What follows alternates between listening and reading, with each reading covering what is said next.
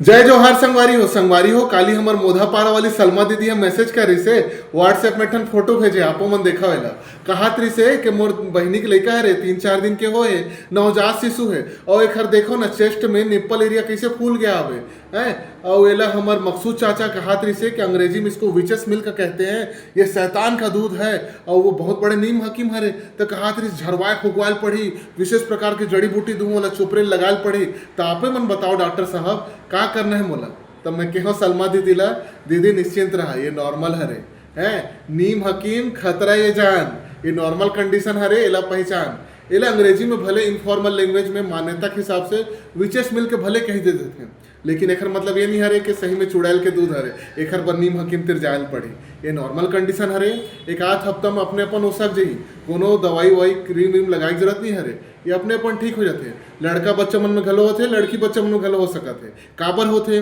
Mummy के hormone है ना प्लेसेंटा क्रॉस करके बच्चा में आ जाते तो ओखर असर दिखाते तो ओखरो चेस्ट ब्रेस्ट असन थोड़किन फूले लग जाते अंग्रेजी में ब्रेस्ट इनगॉर्जमेंट ऑफ न्यू बॉर्न के थे टोटल नॉर्मल कंडीशन अपने अपन ठीक हो जी कोई विशेष प्रकार क्रीम लगाने की जरूरत नहीं है। हाँ एक हिदायत देवत हूँ एला पीस के कोशिश मत करूँ जबरन के पिचक के ना एला फोड़ मत दू फूट जी तक खून आही मवाद आही घाव बन जी तब भयानक इन्फेक्शन हो जाते भैया तब अस्पताल तुरंत लेना है। और मान लो हल्का फुल्का लाल हुआ थे तुमन छुए हो कुछ करे हो तो लाल हुआ थे और लालिमा बढ़त जाते तब इन्फेक्शन बढ़ा थे समझ लो स्किन के इन्फेक्शन होते स्टेफ ऑरियस के इन्फेक्शन वो हो एक चांस रहते तो लाल हुआ थे है खून आवत है मवाद आवत है तब तुरंत अस्पताल में लेना है लेकिन हल्का फुल्का दूध आवत ना तो नॉर्मल कंडीशन है कुछ दिन में अपने अपन रुक जाए ठीक हो जाए समझ गए ना आप मन ठीक है धन्यवाद जय जोहार खुदा हाफिज बाय।